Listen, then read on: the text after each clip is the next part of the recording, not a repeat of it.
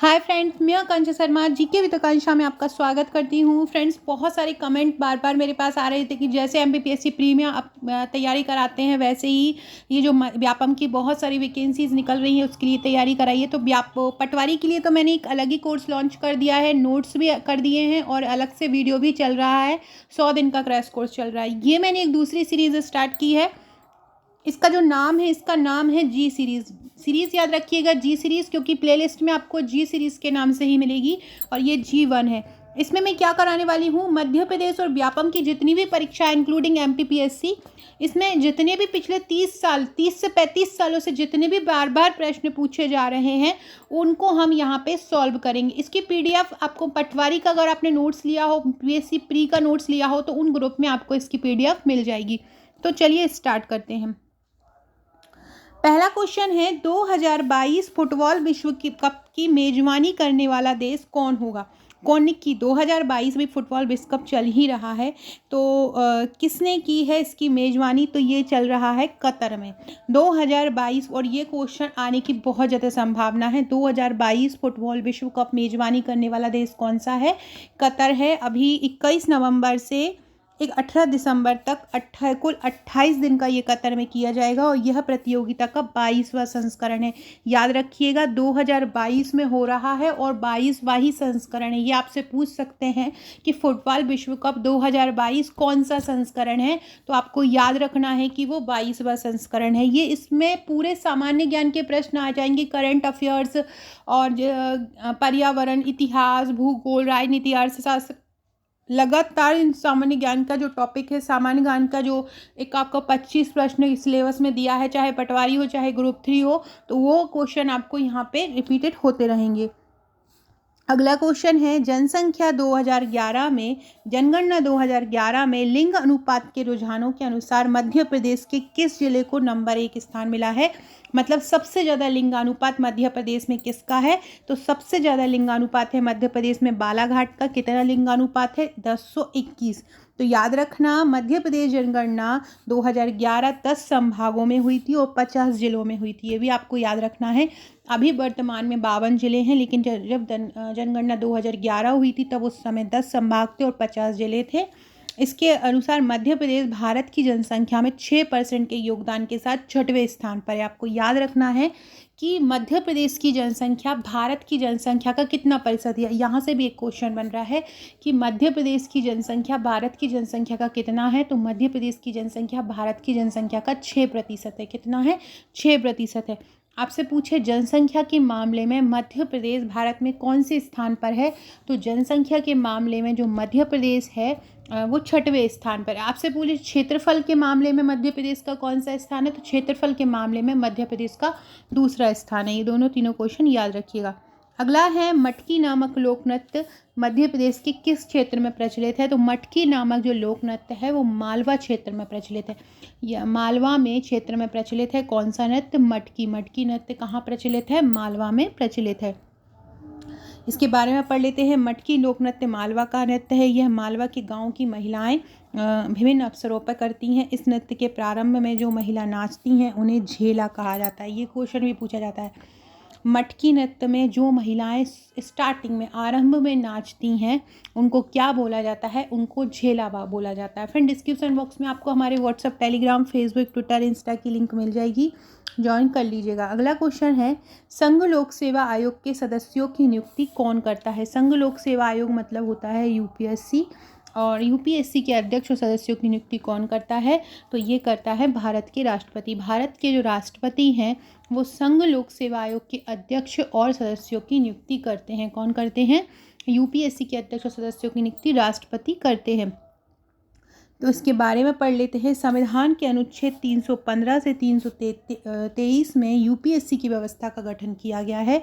यह आयोग सरकार के लोक सेवा पदाधिकारियों की नियुक्ति के लिए परीक्षाओं का संचालन करता है। अनुच्छेद याद रखिएगा, 315 से 323, ये यूपीएससी से संबंधित है, यह संघ लोक सेवा आयोग से संबंधित है।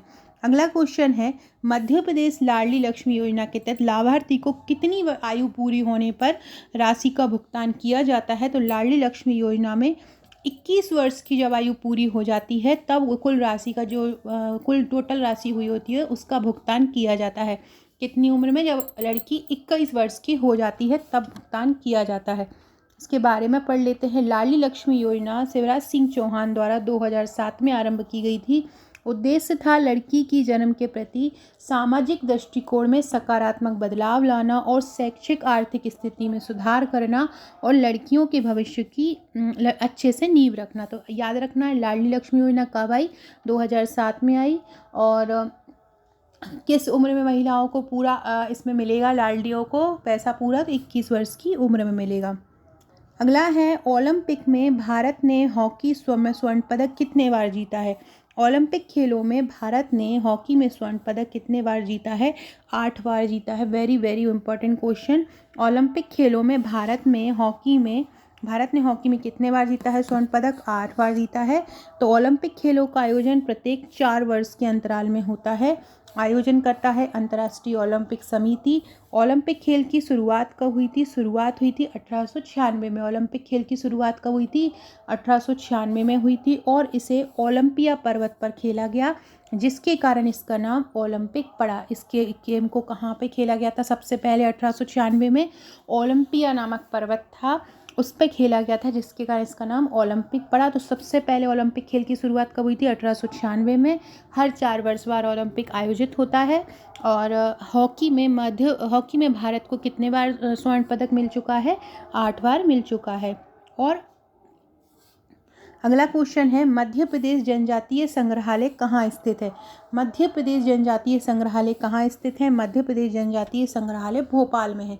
मध्य प्रदेश जनजातीय संग्रहालय कहाँ पर है? भोपाल में है। तो मध्य प्रदेश जनजातीय संग्रहालय श्यामला हिल्स पर है। उद्घाटन तत्कालीन राष्ट्रपति प्रणब मुखर्जी द्वारा किया गया था। इस संग्रहालय में मध्य प्रदेश में निवास करने वाले जनजातीय समूह की कला, संस्कृति, रहन सहन का अध्ययन किया जाता है। अगला क्वेश्चन है रुडयार्ड किपलिंग द्वारा द जंगल बुक का काल्पनिक बालक का चित्र क्या था? का, मोगली, शेर खान या बगीरा? छोटे में आपने नाटक आता था मोगली, आपने देखा होगा, तो वो द जंगल बुक से ही लिया गया था और इसका बालक का नाम क्या था? मोगली। और ये द जंगल बुक किसके द्वारा लिखी गई थी? ये भी आपको याद रखना है। तो द जंगल बुक को लिखा था रुडयार्ड किपलिंग ने। किसने लिखा था? रुडयार्ड किपलिंग ने लिखा था। और आपसे पूछे द जंगल बुक जो है वो कब आई थी? वो 1893-94 में आई थी। कब आई थी? 1893-94 में आई थी। और इसमें चित्र रचनाकार जॉन लॉकवॉट किपलिंग मतलब रुडयार्ड के पिता थे। निम्नलिखित पुरस्कारकर्ता में से किसके प्राप्तकर्ता को मध्य प्रदेश सरकार सबसे ज़्यादा राशि देती है? महात्मा गांधी, शिखर, शरद जोशी या किशोर कुमार? तो महात्मा गांधी पुरस्कार में मध्य प्रदेश सरकार उच्चतम नगद राशि देती है। किसमें? महात्मा गांधी पुरस्कार में 10 लाख रुपए इसमें दिया जाता है। और 1995 में ये स्थापित किया गया था। और यह पुरस्कार क्यों दिया जाता है? गांधी जी की विचारधारा के अनुसार अहिंसक उपायों को सम्मानित करने के लिए यह पुरस्कार दिया जाता है। अगला है कौन जो है भारतीय मूल के त्रिनिदादियन लेखक हैं? मतलब ये त्रिनिदाद के हैं। तो त्रिनिदाद के लेखक कौन हैं? R.K. Narayan, Anita Desai, V.S. Naipal, Rudyard Kipling. तो त्रिनिदादियन या त्रिनिदाद के ऐसे हैं जो है उनका भारतीय मूल, लेकिन वो अभी बिलोंग करते हैं त्रिनिदाद से, तो वो हैं V.S. नायपाल। कौन है? V.S. नायपाल। बहुत अच्छा लिखते हैं और इनको नोबेल पुरस्कार भी मिला है। तो V.S. नायपाल का पूरा नाम विद्याधर सूरज प्रसाद नायपाल था। याद रखिएगा, ये नाम भी पूछ सकते हैं, व्यापक कुछ भी पूछ सकता है। V.S. नायपाल का पूरा नाम विद्याधर सूरज प्रसाद नायपाल था। ये आधुनिक युग के प्रसिद्ध अंग्रेजी साहित्यकार थे। ये भी याद रखिएगा कि जो V.S. नायपाल थे वो अंग्रेजी साहित्यकार थे। इन्हें नूतन अंग्रेजी छंद का गुरु कहा जाता है। क्या कहा जाता है? नूतन अंग्रेजी छंद का गुरु कहा जाता है। और 2001 में इनको साहित्य में नोबेल पुरस्कार मिला था। क्या मिला था? 2001 में इनको साहित्य में नोबेल पुरस्कार मिला था। किसको? V.S. नायपाल को। फ्रेंड्स, ये मेरे पटवारी भर्ती परीक्षा के नोट्स। अगर आप मध्य प्रदेश पटवारी भर्ती की तैयारी कर रहे हैं तो आप हमारा ये पैकेज ले सकते हैं ऊपर दिए गए नंबर पर व्हाट्सअप करके। तो इसमें आपको प्रबंधन, ये पूरा मोस्टली जो नोट्स हैं हैंड रिटन तैयार किए गए हैं। इसमें वन लाइनर फैक्ट भी किए गए हैं। ये सामान्य प्रबंधन, कंप्यूटर, गणित, हिंदी, मध्य प्रदेश सामान्य ज्ञान, ये भारत सरकार की योजनाएं, मध्य प्रदेश सरकार की योजनाएं, बजट, वन नीति, कल्याणकारी, ये सब कुछ है। व्यापम की परीक्षाओं में पूछे जाने वाले, बार बार पूछे जाने वाले मध्य प्रदेश से संबंधित प्रश्न है। ये विज्ञान है, विज्ञान के 3000 वन लाइनर हैं। उसके बाद ये जहाँ सामान्य ज्ञान है, सामान्य ज्ञान में सब कुछ कवर किया गया है, भारत का इतिहास, खेल कूद, राज्य व्यवस्था। और ये सामान्य अंग्रेजी। इस प्रकार 10 बुकलेट आपको मिलती हैं वॉल्यूम 1 से वॉल्यूम 10 तक, और इसका प्राइस 2199 है। साथ में हम इसको आपको व्हाट्सएप का ग्रुप प्रोवाइड करते हैं, मेरी हर वीडियो की PDF। इसके अलावा बहुत इंपॉर्टेंट टॉपिक रीजनिंग जो है वो ग्रुप में करवाती हूँ, तो रीजनिंग आपको वहाँ पर मिलेगी। तो आप अगर ये लेना चाहते हैं तो आप मुझे व्हाट्सअप कर सकते हैं। पटवारी क्रैश कोर्स अगर आप डालेंगे, यूट्यूब पर मेरा एक और कोर्स चल रहा है पटवारी के लिए, वहाँ मैं इन्हीं नोट्स से ही पढ़ा रही हूँ, तो आप रिव्यू भी देख सकते हैं।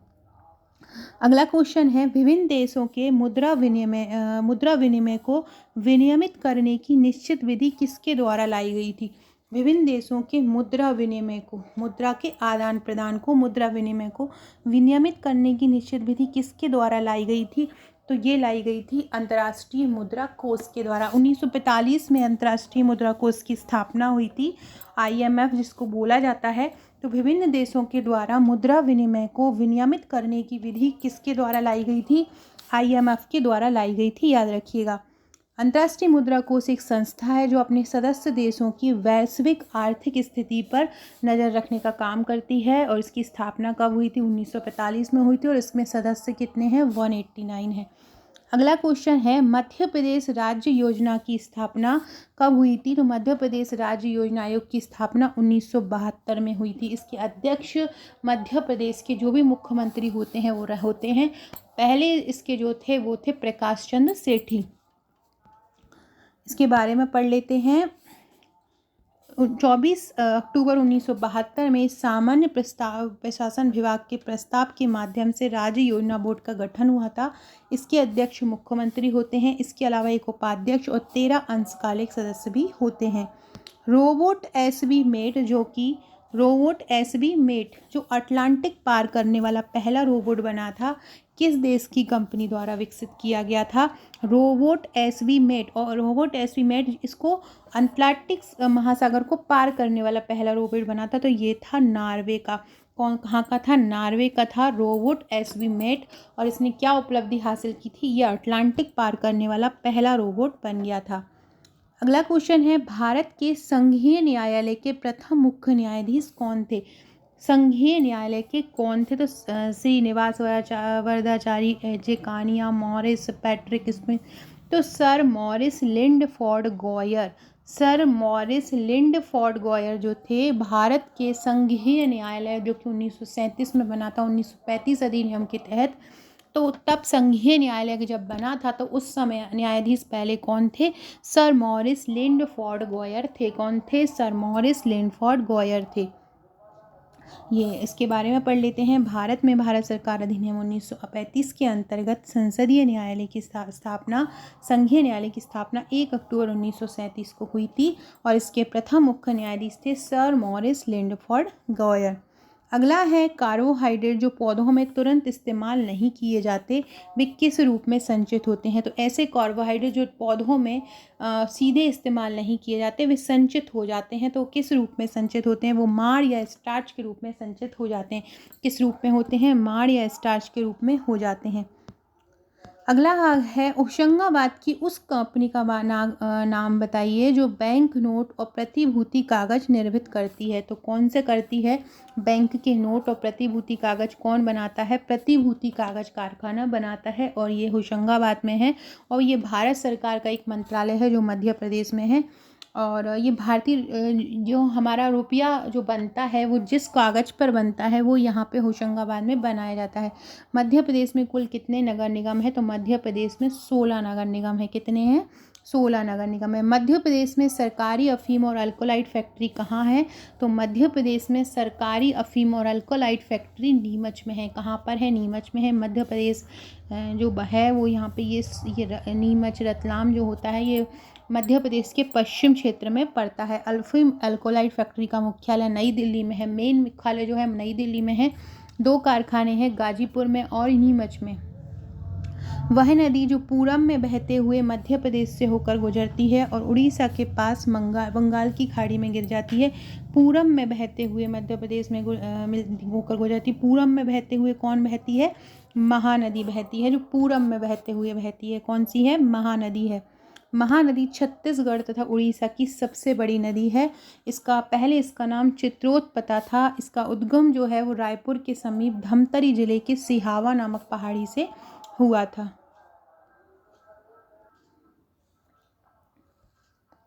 अगला क्वेश्चन है, जनगणना 2011 के अनुसार मध्य प्रदेश की कुल जनसंख्या कितनी है?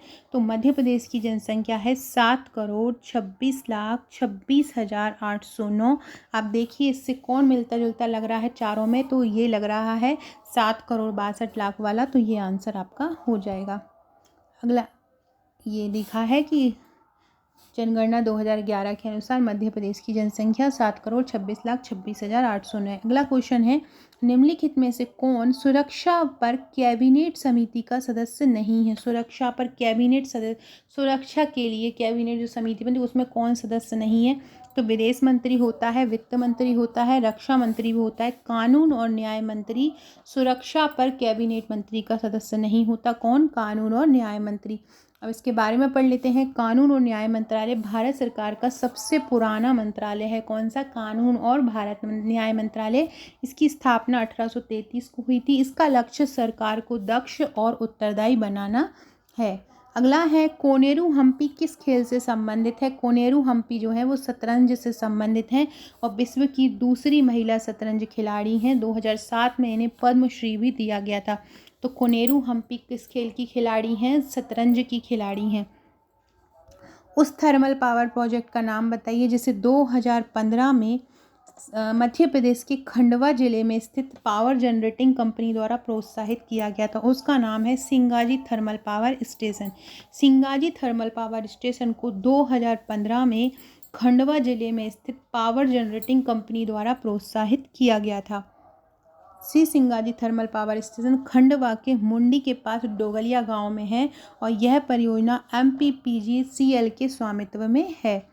उस एजेंसी का नाम बताइए जिसे फरवरी 2016 में भोपाल के पास global pulses research platform start किया, मतलब दालों के लिए एक प्रोजेक्ट आरंभ किया। तो ये है ICARDA। इसने दालों के लिए एक रिसर्च प्लेटफॉर्म आरंभ किया। इसके बारे में पढ़ लेते हैं।